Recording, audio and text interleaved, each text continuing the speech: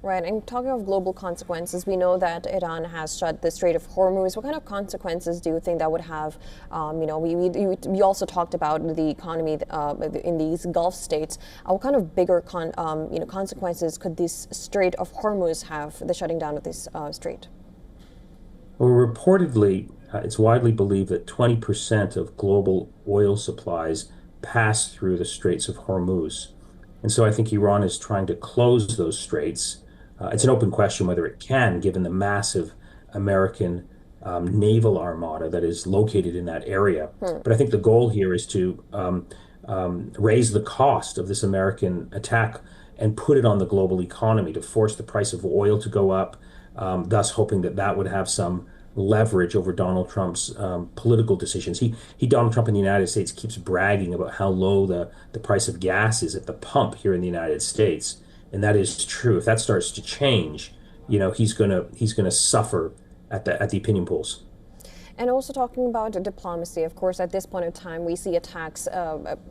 We don't really. Is there any kind of hope for back channel talks that could take place? We have some remarks from the Foreign Minister of Iran, Abbas Araghchi, who has mentioned of talks. Is there any possibility as of now for back channel talks? There's always a possibility. The question is who's going to be the interlocutor. Hmm. Just yesterday, there were talks between the United States and Iran, and according to the Omani foreign minister that was presiding over the talks, Iran had made a major concession, and the Omanis believe that a breakthrough had been achieved because Iran effectively was willing to give up any possibility of attaining a nuclear weapon. So now those talks are broken, and I suspect, the longer this drags on, the more those countries in the region who are also paying a price here in terms of Hmm. their economy and stability, they have an interest in trying to negotiate this and de-escalate it. And they also have, many of them have very close personal relationships with Donald Trump. I'm talking about the Qataris, the Emiratis, the Saudis, and the Omanis. And so all of these countries are, affected by this war, and I suspect they're going to increase the pressure on the Trump administration. Whether Trump will listen or not, remains to be seen. But, there's a chance for de-escalation. I don't think it's going to happen anytime soon because Trump is still talking very tough. Hmm. So I have to see, but he's notoriously known for changing his mind right at the drop of a hat.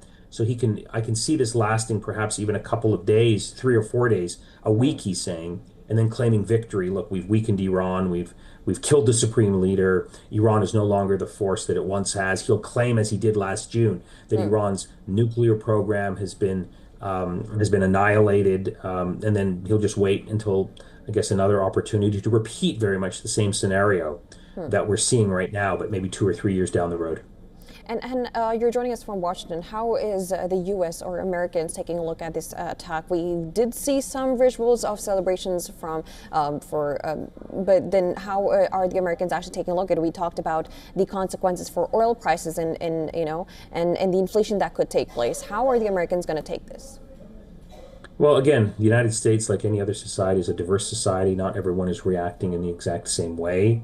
Um, Members of Congress, many of them on the Democratic side, are upset that Donald Trump didn't consult them, that there was supposed to be a discussion of this in Congress. There was supposed to be a resolution that would preside over this war. None of that has happened. Most Americans in the United States, it's important for your viewers to realize that the images that they see about the United States that come from Hollywood movies does not reflect the reality of life in the United States. Most Americans, over 60%, live paycheck to paycheck. They're struggling just to pay their bills. Many of them will be susceptible to an argument that, we're told we can't have in the United States universal health care or affordable tuition because it's just too expensive.